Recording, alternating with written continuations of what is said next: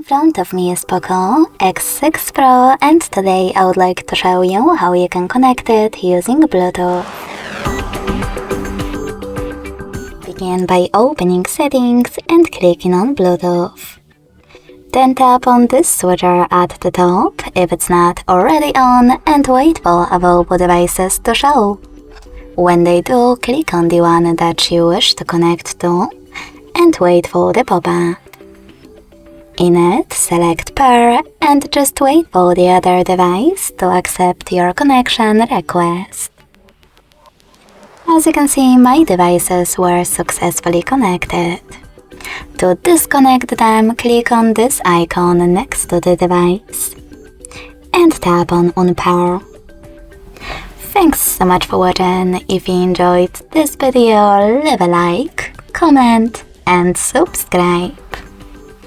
Bye!